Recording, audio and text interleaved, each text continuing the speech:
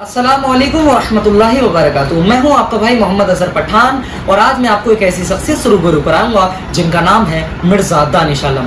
ये मोहम्मद शमी के बचपन के दोस्त हैं और मोहम्मद शमी साहब से इनकी बहुत ही अच्छी फ्रेंडशिप अभी भी है और पहले भी थी। तो मिर्ज़ा दानिश आलम साहब से सीधी बात करते हैं और जानने का प्रयास करते हैं कि आखिरकार मोहम्मद शमी बचपन में कितना संघर्ष किया और अभी उनके जो परफॉर्मेंस है उससे आप सभी वाकिफ़ हैं। आपको पता है कि मोहम्मद शमी इस टाइम हिंदुस्तान की जान है। मिर्ज़ा दानिश आलम साहब, सबसे पहले हमारे चैनल पर आपका बहुत बहुत शुक्रिया। धन्यवाद अजहर भाई। अच्छा, तो सबसे पहले आप अपने बारे में थोड़ा इंट्रोडक्शन करा दीजिए। मेरा नाम मिर्ज़ा दानिश आलम है। मैं मुरादाबाद का रहने वाला हूँ और बंगाल को 2004 से अभी तक मैं बंगाल में क्रिकेट खेल रहा हूँ जी। वहाँ से अंडर 19 खेला, 24 कैंप में था, फिर रणजी ट्रॉफीज में था और भी इंटरनेशनल टूर काफ़ी किए हुए मैंने। तो देखिए, मिर्ज़ा दानिश आलम साहब जो नाम ही काफ़ी है और ये मोहम्मद शमी साहब से बहुत ज़्यादा प्रेम करते हैं। बचपन से दोनों साथ रहे हैं, दोनों ने बंगाल में जो जर्नी थी दोनों के साथ रही। तो मैं सीधा पहला सवाल लेता हूँ मिर्ज़ा दानिश साहब से। मोहम्मद शमी साहब के बारे में आप थोड़ा विस्तार से बताइए, कहाँ से उन्होंने शुरुआत की और कैसा उनका सफ़र रहा। मोहम्मद शमी अमरोहा के रहने वाले हैं, सैसपुर से हैं, तो पूरी भारत जानता है।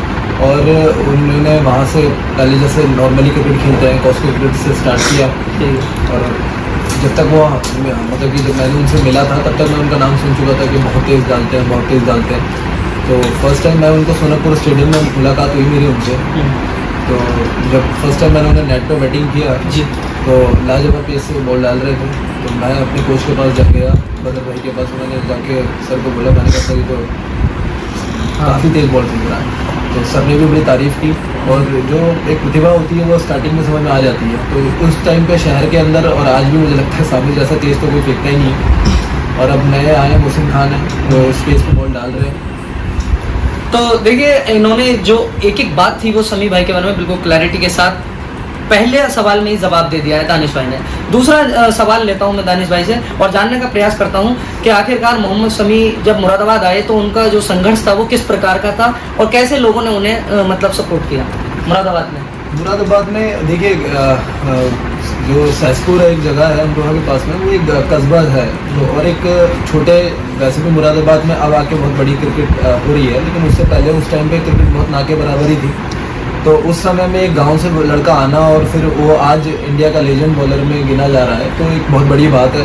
तो एक संघर्ष तो स्टार्टिंग से ही शुरू हुआ जिसमें उस संघर्ष में उनके फैमिली वाले भी थे जी, सामी खुद भी रहे और इतना संघर्ष करने के बाद में आज वो इस मुकाम पे पहुँचे हैं। तो उन्होंने यहाँ से स्टार्ट किया, सोनकपुर स्टेडियम आए, वहाँ बदर भाई कोच थे वहाँ पे, तो हम भी उन्हीं के अंडर में कोचिंग करते थे। तो फिर सर ने तब हम लोगों को यहाँ से कलकत्ता भेजा जी। लेकिन फर्स्ट टाइम क्या हुआ कि मोहम्मद शमी यहाँ से पहले गए थे त्रिपुरा खेलने के लिए जी। तो त्रिपुरा जब वो खेलने गए तो वहाँ वो ज़्यादा अच्छा रहा नहीं, तो उन्हें क्रिकेट भी समझ में नहीं आई त्रिपुरा में। तो वो फिर एक बड़ी स्टेट की तरफ रुख किया हम लोगों ने, फिर हम गए कोलकाता खेलने के लिए बंगाल। तो बंगाल जब हमने स्टार्ट किया तो स्टार्टिंग फेज़ में सामी फर्स्ट ईयर जब कलकत्ता में साइन किए तो उस टाइम पे पहला ईयर ठीक ठाक रहा और लेकिन उस पहले साल में ये हो गया था, बंगाल में कोई बॉलर आया जो बहुत तेज़ फेंक रहा है, तो वो एक हल्ला सामी के नाम से शुरू हुआ। उसके बाद में नेक्स्ट ईयर जब खेले तो उन्होंने आई थिंक 30+ विकेट लिए, 2005 की आई थिंक बात है, 30 से प्लस विकेट लिए उन्होंने, 30 to 40 आई थिंक, मुझे सही से याद नहीं है। तो उस बार वो 22 के कैंप में भी आए, लेकिन उस साल भी उनको सफलता नहीं मिली। फिर 2008 की और फिर इस बीच में वो कैंप में आते रहे लेकिन टीम में जगह नहीं मिल रही थी। 2008-9 का सेशन में मैं भी बंगाल में था, तो मैं भी हाईएस्ट विकेटर बना बंगाल में और सामी ने उस साल 58 विकेट लिए, 58 विकेट। और उस साल फिर सामी को 22 में चांस मिला, 2007-8 की बात है। और फिर वहाँ से उसने पलट के नहीं देखा। 2008 में जब वो 22 में आए तो पहले मैच में वो 2 इनिंग में 5 विकेट लेके, पहली इनिंग में 4 लिए, फिर एक विकेट, जादवपुर ग्राउंड में मैच था। उसके बाद फिर उन्हें सैयद मुश्ताक अली में चांस मिला, फिर वहाँ अच्छा परफॉर्म किया, बैक टू बैक परफॉर्मेंस थी, 4 over 20 run 4 wicket, 4 over 16 run 2 wicket. तो इसी के बिहाफ पे फिर उन्हें रणजी ट्रॉफी में भी चांस मिल गया और वहाँ पे भी उनकी परफॉर्मेंस लाजवाब थी। फिर 2009 में ही इनको KKR ने भी साइन कर लिया, 9-10 के सेशन में। तो बस फिर वहीं से आज ये मुकाम पे पहुँच गए। तो देखिए, दानिश भाई ने सरल शब्दों में बताने का प्रयास किया और वाकई में इनकी जर्नी काफ़ी काबिल तारीफ़ है। और अभी मैं तीसरा सवाल लेने का प्रयास करूंगा दानिश भाई से, और मैं ये जानना चाहूँगा कि बंगाल और उत्तर प्रदेश में बहुत डिफरेंसेस है, क्योंकि दोनों स्टेट की लैंग्वेज अलग है और वहाँ का रहन सहन यहाँ का रहन सहन बहुत ज़्यादा अलग है। और प्लस एक लोकल गांव से जिसका नाम कोई जानता नहीं हो, वहाँ से बिलोंग करना, तो भाषा का, खाने का, पीने का सभी दिक्कतें आई होंगी, मेरा ऐसा अनुमान है जहाँ तक मैं जानता हूँ। आपको क्या लगता है, क्या दिक्कत आई होगी? और ये दिक्कत तो हम उत्तर प्रदेश में रहते हैं, और तो हम हमने स्टार्टिंग भी यहीं से किया, यूपी के ट्रायल भी दिया, मोहम्मद सामी ने भी ट्रायल दिया यूपी का, अंडर 19 के टाइम में हमारे साथ में गए थे वो, तो लेकिन उस बार हमको सफलता यूपी में नहीं मिली, तो हम भी उसमें हमको भी सफलता नहीं मिली, तो एक हताशा आ जाती है इंसान के अंदर, रेगुलर ट्राई कर रहा है और फिर चांस नहीं मिल रहा है। तो एक बंगाल एक ऐसी जगह है पूरे इंडिया में कि जहाँ पे आपको लीग बेस पे टीम बनती है। आजकल तो सब जगह मैक्सिमम लीग शुरू हो गई है, लेकिन उस टाइम पे लीग वही फेमस लीग थी, क्योंकि इंडिया के top most player Bengal league खेले, इवन चाहे वो सचिन तेंदुलकर हो या विराट कोहली हो या फिर maximum player Suresh Raina, Mohammad Kaif, even Chawla, Piyush Chawla भैया भी वहाँ खेले। तो इंडिया के टॉप मोस्ट प्लेयर जाके लीग खेलते हैं, क्योंकि बहुत हाई स्टैंडर्ड लीग है, और ऊपर से क्या डोमेस्टिक में पैसा भी मिलता है। तो एक होता है कि भाई उस टाइम पे पैसे नहीं होते थे, बहुत हालात अच्छे नहीं थे उस वक्त, और उस वक्त तो बिल्कुल भी पेरेंट्स नहीं चाहते थे कि बच्चा क्रिकेट खेले, तो वहाँ से ये था कि कुछ जेब खर्च के पैसे मिल जाते थे अच्छा खेलने से। तो क्लब क्रिकेट हमने साइन किया, तो यहाँ और वहाँ के खाने में डिफरेंस है, वहाँ के वेदर में बहुत डिफरेंस है, यहाँ की जो क्रिकेट के पिच और वहाँ की क्रिकेट के पिच में भी डिफरेंस है, बहुत ह्यूज मार्जिन पे है, बहुत स्लो विकेट है वहाँ के, और यहाँ के बहुत फास्ट होते हैं। लेकिन उसके बाद में इंसान जाता है, सीखता है, तो दरबार टाइम के टाइम इंसान को मिलता रहता है।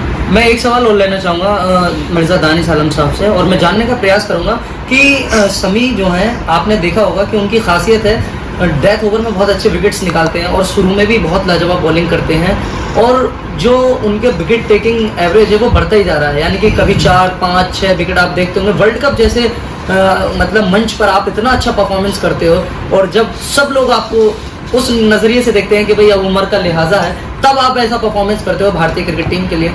इस पर आपका क्या कहना है? बॉलिंग में कैसा निखार आया? बॉलिंग में निखार देखिए, एक्चुअली क्या है कि सामी के अंदर एक क्वालिटी थी, एक तो वो बहुत शांत स्वभाव का लड़का, ज़्यादा किसी से बातचीत नहीं, अपने गेम पे फोकस रहना, ये बहुत ज़रूरी है, फोकस होना है इंसान का गेम में, डिसिप्लिन होना। तो वो सामी के साथ रह के मैंने फील किया है कि वो बहुत डिसिप्लिन था प्रैक्टिस करना, फिर रेस्ट करना, प्रॉपर रेस्ट करता था। और मैं जब 2009 और 10 के सेशन में ये सामी KKR साइन किए हैं, तो KKR में मैं नेट बॉलिंग पे जाता था, तो मैंने सामी को ऑल टाइम में देखा कि वो ज़्यादा टाइम स्पेंड करते थे वसीम अकरम के साथ में। तो मुझे तो मतलब ये मेरा मानना है जी कि वसीम अकरम ने उनकी बहुत हेल्प करी है, जो आज वो मतलब कि इतना बढ़िया सीन चलाते हैं, लाजवाब सीन है, पोजीशन है उनकी। तो कहीं ना कहीं हेल्प ऐसे सीनियर लोगों के साथ में टाइम स्पेंड करना, अगर KKR में ज़्यादा खेलने का मौका मिला नहीं था, लेकिन उन्होंने उस मौके को उस तरीके से बनाया कि उन्होंने वसीम अकरम के साथ टाइम स्पेंड किया और वहाँ से जैसा सीखा, और जब वो खेलने पे आए तो फिर उनको आसपास भी कोई मिला। तो देखिए, मैंने पूरा जानने का प्रयास किया, और भैया ने भी बहुत सरल भाषा में इसे बताने का प्रयास किया। चौथा सवाल ले लेते हैं। मैं ये जानना चाहूँगा कि मोहम्मद शमी, देखिए आज के डेट में बहुत बड़ा नाम हो गया, अब तो बड़े बड़े दिग्गज भी कमेंट करते हैं कि भाई शमी मतलब बूढ़ा शेर अभी घायल नहीं हुआ है। तो मैं ये जानना चाहूँगा कि आपको वाकई में लगता है शमी बहुत ज़्यादा लंबी रेस के घोड़े हैं? सामी ऑलमोस्ट मतलब कि काफ़ी साल से क्रिकेट खेल रहे हैं। क्रिकेट खेलने के लिए फिटनेस बहुत ज़रूरी है, और सामी ऐसा है कि भाई फिटनेस पे बहुत ध्यान देता है जी, यानी मेंटली भी वो स्ट्रॉन्ग है, और ऊपर से फिटनेस, अभी वो लॉकडाउन में लोग अपने घरों में आराम कर रहे थे, और वो ऐसे अपने, मैं भी उसके साथ एक प्रैक्टिस सेशन को ज्वाइन किया, देखा कि सामी भाई के अपना खुद मतलब कि अपना खेत जुतवा के उसमें रनिंग कर रहे हैं, और इतने स्प्रिंट स्ट्राइड लगा रहे हैं। वो वीडियो वायरल हुई थी। हाँ, वीडियो वायरल हुई है, जिम कर रहे हैं, और उसके बाद में मतलब कि पूरा सेटअप उन्होंने अपने वहाँ तैयार कर लिया, और पूरे लॉकडाउन में प्रैक्टिस करी। अच्छा, लॉकडाउन में आपने शमी साहब के साथ टाइम बिताया? हाँ, मैंने प्रैक्टिस की है लॉकडाउन में, उनके फार्म हाउस में प्रैक्टिस करने जाते थे मेरे से। शमी भाई आपसे कितना लगाव रखते हैं? समी देखिए, जब इंटरनेशनल क्रिकेट आप खेलते हैं तो आप बहुत व्यस्त हो जाते हैं, आपके पास मतलब इवन फैमिली के लिए भी टाइम निकालना बड़ा मुश्किल पड़ता है। तो लोग सोचते ऐसा है कि यार वो अब मेरे से टच में नहीं है, मेरा कॉल नहीं उठा रहा है। ऐसा नहीं है कि कभी भी अगर बात करने का मौका मिला तो बात हुई है। और सामी भाई के अंदर क्या है कि अगर आपसे बात करेंगे तो फिर वो आपको पूरा टाइम देंगे। अगर मेरी अभी मैं IPL में ललित होटल में उनसे मिला था, तो आई थिंक मैं 3-4 घंटे हम लोग साथ में बैठे, तो उन्होंने एक बार भी, एक इतना बड़ा खिलाड़ी है, सब कुछ है, तो उन्होंने एक बार भी ऐसा मुझे लगा नहीं कि उन्हें उठ के जाना था। मतलब मुझे ऐसा लग रहा था कि यार बातें खत्म नहीं हो रही, हमने 3-4 घंटे बातें कब कर ली, 2-2.5 घंटे बाद निकल के बातें करते हुए। तो फ़ोन पे भी जैसे बात कम ही होती है, लेकिन जब भी हुई है तो अपना 20 मिनट आधा घंटा ऐसे बात हो जाती है। तो इसका मतलब भी बहुत साफ जाहिर है कि इंसान जब टाइम देता है तो फिर पूरा टाइम देता है अपना। तो देखिए ये बात मुझे अच्छी लगी कि बता रहे हैं भैया कि शमी भाई ने, क्योंकि जब आप इंडिया या किसी बड़े लेवल पर होते हो तो आपके पास टाइम की कमी रहती है, लेकिन वो कहते हैं ना कि दोस्त दोस्ती होता है, और वाकई में उन्होंने दर्द समझा और 3 घंटे मुलाकात की ललित होटल में, और बहुत बढ़िया वहाँ पर इन दोनों की मुलाकात रही। मैं एक बात जानना चाहूँगा कि जैसे मोहम्मद शमी ने बहुत ज़्यादा संघर्ष किया है, गाँव से निकलकर कलकत्ता, और फिर कलकत्ता से रणजी, रणजी से IPL और IPL से टीम इंडिया, तो इस पर आप क्या कहना चाहेंगे? क्या कोई अपने क्षेत्र का, लोकल क्षेत्र का कोई लड़का है ऐसा जो कर सकता है, और उसे मतलब क्या क्या दिक्कतें आती हैं, तो आप क्या फैसिलिटीज़ प्रोवाइड करा सकते हो एज ए कोच, क्योंकि आप भी कोच, आप अकेडमी चलाते हो, तो आप ऐसे लड़कों को कैसे सपोर्ट करोगे, और खासकर कुछ गरीबों के लिए जो गरीब खिलाड़ी हैं? देखिए मुरादाबाद से अभी जैसे मोहसिन खान खेल रहे हैं, मोहसिन खान भी एक छोटे से कस्बे संभल डिस्ट्रिक्ट से हैं, तो संभल डिस्ट्रिक्ट ज़्यादा बड़ा नहीं है, लेकिन फिर भी वहाँ पे ऐसी प्रतिभा निकल के आई है। मोहसिन खान जैसी जो 150 के आसपास बॉल डाल रहे हैं, ऊपर से continuously back to back performance कर रहे हैं, और मुझे लगता है कि वो भी बहुत जल्दी इंडिया खेलेगा। तो मुरादाबाद का भविष्य तो वैसे ही दिखाई दे रहा है कि भाई लड़के यहाँ से ज़्यादा से ज़्यादा निकल रहे हैं। शिवम शर्मा है, शिवा सिंह है, बैक टू बैक जगह बन रही है टीमों में। और रही बात हमारे जो प्रोवाइड हम करा सकते हैं, तो गरीबों के लिए तो हमने पहले भी स्कीम निकाली थी कि भी सुपर 30 की निकाली थी। अनाथ बच्चों के लिए मैंने कोरोना काल में भी निकाला था कि जो अनाथ बच्चे हैं उनको फ्री प्रैक्टिस है, साल भर खाना पीना रहना भी हमने फ्री दिया है। ऐसे बहुत से बच्चे आते हैं जिनको हम सपोर्ट कर रहे हैं, और ऊपर से हम जो फैसिलिटीज़ प्रोवाइड करा रहे हैं, हमने डे नाइट अकेडमी बना दी है, फर्स्ट क्लास लाइटिंग दी है, टॉप ग्रीन टर्फ विकेट दी है। तो जितना भी हो पाया हम तो हर तरीके से आगे हैं। मुरादाबाद क्या मैं ही नहीं हूँ, और भी ऐसे बहुत से लोग हैं जो गरीबों की हेल्प करते हैं। मुरादाबाद में ये अच्छा है कि लोग यहाँ पे हैं जो बढ़ चढ़ के हिस्सा लेते हैं। मतलब मेरा कहने का मकसद ये है कि क्या गरीब घर का बच्चा क्रिकेटर बन सकता है? जी हाँ, बिल्कुल बन सकता है। मुझे तो ऐसा लगता है कि टीम इंडिया में जितने भी क्रिकेटर खेल रहे हैं वो सब मिडिल क्लास फैमिलीज हैं या गरीब फैमिलीज हैं। अमीर फैमिली के बच्चे ना के बराबर है वो। उन लोगों को क्या कहना चाहेंगे जो आप गरीब बच्चों को डिमोटिवेट करते हैं, भाई तेरे पास पैसा नहीं है तो कुछ नहीं कर सकते? मेरा मानना तो है कि ऐसे लोगों से दूर ही रहें जो डिमोटिवेट करते हैं, क्योंकि खिलाड़ी के लिए अमीरी गरीबी नहीं देखी जाती है। कलाकार हो चाहे खिलाड़ी हो, जो भी हो, उसके लिए अमीरी गरीबी नहीं देखी जाती है। और जो सक्सेस पाते हैं वो नीचे के ज़मीन से जुड़ा हुआ आदमी ज़्यादा सक्सेस पाते हुए दिखाई दिया है आज तक, मुझे तो ऐसा लगता है। तो ऐसे लोगों से दूर ही रहें जो आपको डिमोटिवेट करते हैं। भैया क्रिकेट ऐसा नहीं है अमीरों के लिए, गरीबों के लिए। टैलेंट है आपके अंदर तो आप कितने भी गरीब हैं, आपको तब भी चांस मिलेगा, आपको मिलेगा चांस। ऐसा हो ही नहीं सकता, कोई आदत ही नहीं आपको रोक पाए। इसी पे मैं एक नोट यहाँ पर करना, आप मेरी बात बहुत ध्यान से सुनना। जैसे भैया ने बताया कि गरीब अमीर ये कुछ नहीं होता, आपके अंदर काबिलियत है, आप जरूर आगे जाओगे। आप काबिलियत कब तक छुपाओगे? कभी ना कभी आपकी काबिलियत पर नजर किसी बड़े इंसान की पड़ेगी और वो आपको जरूर चांस दिलाएगा। तो एक बात यहाँ पर नोट करना चाहूँगा, आप जानते होंगे मोहम्मद शमी के भाई भी प्रैक्टिस करते हैं, खेलते हैं, वो भी रणजी ट्रॉफी खेल रहे हैं अभी बंगाल से। तो मैं बताना चाहूँगा कि मोहम्मद कैफ साहब खुद अभी स्ट्रगल कर रहे हैं, बहुत ज़्यादा स्ट्रगल कर रहे हैं, और आप जानते हो वो कितनी बड़ी शख्सियत के भाई हैं। मोहम्मद शमी जो बंदा खुद इंडिया खेल रहा है कितने साल से, वो उनके भाई हैं। तो अभी वो भी इतने संघर्ष में है, तो कभी भी हताशा नहीं होना चाहिए, बस आप मेहनत करिए कंटिन्यूसली, जैसे कोच साहब ने बताया, भैया ने। तो अभी इस पर आप कोई कमेंट करना चाहेंगे कि मोहम्मद शमी के भाई कुछ मतलब संघर्ष कर रहे हैं? संघर्ष जैसे मैं मतलब कैफ भी मेरा काफ़ी क्लोज है, तो कैफ ने जब स्टार्ट किया क्रिकेट तो ऑलमोस्ट उसको टीम में आने के लिए आई थिंक 4 साल लगे। तो आप ये नहीं कह सकते कि आप बहुत पैसे वाले हैं तो आपको क्रिकेट मिलेगी, या आप किसी बड़े खिलाड़ी के बेटे हैं या भाई हैं तो आपको क्रिकेट मिलेगी। क्रिकेट आपको अपने दम पे मिलती है। तो कैफ ने भी वो जगह बनाने में 4 साल लगाए, और बहुत मेहनती लड़का है, तो उसने मेहनत करी और उसको फिर उसको सफलता मिली। अभी वो रणजी ट्रॉफी वनडे टीम में भी है, विजय हजारे में भी, इससे पहले भी विजय हजारे में रह चुके हैं, सैयद मुश्ताक अली में रह चुके हैं। तो वो टाइम के साथ हो सकता है वो भी बहुत जल्दी ऊपर खेलेगा IPL में। तो आपका कहने का मकसद ये है कि क्रिकेट सिर्फ काबिलियत देखता है? क्रिकेट बिल्कुल काबिलियत का ही गेम है, जिसमें काबिलियत है वो भी आगे जाता है। ऐसे बहुत बड़े, आप मेरे कहने की ज़रूरत नहीं है, दुनिया जानती है, इतने तो बड़े स्टार के बेटे हैं, भाई हैं, कुछ नहीं कर पाए हैं, और सब जानते हैं उनके बारे में। लेकिन ये है कि आपके अंदर काबिलियत है तो आपको जगह मिलेगी, 100% मिलेगी। कहने का मकसद ये है, चाहे आप बैटर हो, चाहे आप बॉलर हो, चाहे आप जो भी हो, विकेट कीपर हो, लेकिन अगर आपके अंदर प्रतिभा है वाकई में, तो आपको जरूर मतलब मौका मिलेगा, चाहे देर से मिले। बिल्कुल, मैं तो इसमें विश्वास करता हूँ। अच्छा, हमने ऐसे एक नहीं 100 खिलाड़ी मैंने ऐसे देखे हैं जो मेहनत के बल पे आगे बढ़ते हैं। एज अ कोच आप क्या सोचते हैं युवा क्रिकेटरों के लिए जो 18, 19, 20 साल के हैं और 22 साल तक के? मेरा मानना तो यही है कि भाई आप अपने ऊपर हार्डवर्क करें, अपनी गलतियों को समझें, अपने कोचों से बात करें, उनको समझें कि हाँ गलतियाँ क्या हो रही हैं, उनको करेक्शन करें और ज़्यादा से ज़्यादा टाइम स्पेंड करें अपने ऊपर, अपना फोकस रहें और अपना सेशन कम से कम 6 से 8 घंटे के मेरे हिसाब से लगाना चाहिए, क्योंकि जो टीम इंडिया में खेलना है आपको उनको रिप्लेस करना है। तो आप सोच लीजिए आपकी तैयारी कैसी होनी चाहिए। आप ये सोचते हैं कि मैं 3-4 घंटे प्रैक्टिस करके मैं उनकी बराबरी कर लूँगा, तो नहीं हो पाएगा। जैसे एक मजदूर को मजदूरी करने में पैसा मिलता है, पूरे दिन मजदूरी करते हैं, ऐसे ही आपको भी क्रिकेट तभी मिलेगी जब आप 7-8 घंटे क्रिकेट को देंगे। आसान नहीं है, लोगों को देखने में आसान लगता है लेकिन बहुत टफ काम है। तो मोहम्मद शमी साहब जब अमरोहा आते हैं आपसे मुलाकात होती है, बुलाते हैं आपको? मेरी मुलाकात क्योंकि सब लोग बिजी रहते हैं, सामी भाई भी आते हैं यहाँ पे, तो जब भी हमें मौका मिला है, अभी जैसे फार्म हाउस पे हम काफ़ी टाइम स्पेंड किया, हमने खाना खाया, बैठे हंसी मजाक की काफ़ी। तो जब भी मुलाकात का टाइम होता है, क्योंकि सामी भाई खुद भी कभी आना होता है उनका, जब आते हैं तो फिर फैमिली फ्रेंड्स जितने होते हैं, फैमिली है, सबके साथ टाइम स्पेंड करना है, तो जब भी मुलाकात का मौका मिलता होती है तो मुलाकात अच्छी। बस लास्ट और आखिरी सवाल लेना चाहेंगे मिर्ज़ा दानिश आलम साहब से। मोहम्मद शमी साहब को आप आगे के मैचेस के लिए क्या विशेष देना चाहेंगे और टीम इंडिया के लिए?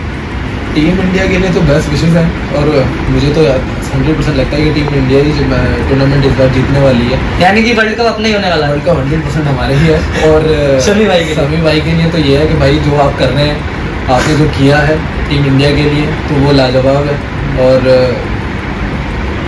मतलब वर्ड्स ही नहीं है, मतलब वर्ड्स नहीं है, शब्द ही नहीं है बोलने के लिए, तारीफ के लिए तो उन्होंने लाजवाब बॉल फेंकी है। और सामी का सबसे बढ़िया ये है कि वो दिन ब दिन बढ़ते जा रहे हैं बिकॉज ऑफ फिटनेस, और सबसे बड़ी बात है कि उनका सारा मैक्सिमम बॉल वो स्टंप पे खिलाते हैं, इस वजह से उनके ज़्यादा बोल्ड है, LBW है और विकेट का मार्जिन से ज़्यादा बढ़ जाता है उनका। बस एक क्वेश्चन और करना चाहूँगा, क्या आपको लगता है कि मोहम्मद शमी को पहले मैच भी और खिलाने चाहिए थे जिसमें वो बैठे?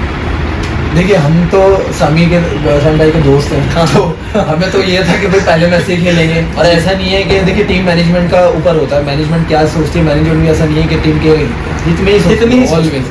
तो उनका पहले कुछ और सोच होगी, कुछ और सोच कर उन्होंने टीम बनाई होगी, लेकिन एक होता है ना कि शेर जब बैठा होता है, घायल शेर, तो जब आता है तो फिर भाई बहुत विकराल रूप में वो करता है। तो उसमें सामी जब आया तो आपने देखा ही वो किस रूप में आया है। अच्छा, एक सवाल करना चाहूँगा, शार्दुल ठाकुर और शमी में अगर कंपैरिजन करें तो भाई मेरे, क्योंकि पहले मैचों में उन्हें जगह मिली थी ना। मुझे ऐसा लगता है कि शार्दुल ठाकुर को इसलिए खिलाया गया था कि एज ऑलराउंडर के तौर पे, हाँ। बैटिंग लाइन बढ़ाने के लिए, और अगर बॉलिंग का कंपैरिजन की जाए तो मेरे हिसाब से सामी 100 टाइम बेटर। तो बैटिंग तो शमी भाई भी कर लेते हैं थोड़ी बहुत? जी हाँ, बिल्कुल करते हैं, लेकिन एक विश्वास होता है मैनेजमेंट को कि हाँ इनको था कि शार्दुल ज़्यादा अच्छी बैटिंग कर लेते, उन्होंने 2-3 इनिंग ऐसी खेल दी थी, IPL में भी खेली, इंडिया के लिए भी खेली, कि उनको विश्वास था कि हाँ शार्दुल थोड़े बॉलिंग भी करेंगे, बैटिंग भी करेंगे, तो यूजफुल है।